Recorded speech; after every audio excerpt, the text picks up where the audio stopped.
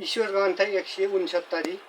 जसरी सृष्टि अत ब्रह्माण्ड जहिले पनि सृष्टि ब्रह्माण्ड नै रहन्छ, त्यसरी नै ईश्वर जहिले पनि ईश्वर नै भगवान नै हुन्छ। ईश्वर जहिले भगवान ईश्वरले ईश्वर विधि कर्महरू मानवलाई दिनु हो। ईश्वर ईश्वरमै रहन्छ। सत्य भनेकै ईश्वर हो।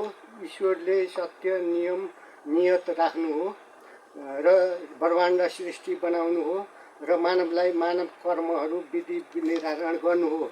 मानव निर्धारण विधि नियम के हो भने जहिले पनि मानव सत्कर्म गर्नु, हिंसा नगर्नु, स्वार्थ नलिनु, शुद्ध आहार विहार गर्नु मानवको पहिलो कर्तव्य हो। दोस्रो मानव कर्तव्य भनेको कल्याण गर्नु, नम्र हुनु, ज्ञान विवेक सभ्यता आचरण चरित्रमा शान्तिमा रहनु दोस्रो कर्तव्य हो भने तेस्रो मानव कर्तव्य के हो भने चरित्र लिनु, भाइचारामा रहनु, शुभ बोली, नम्र बोली, मिठास बोली बोल्नु हो।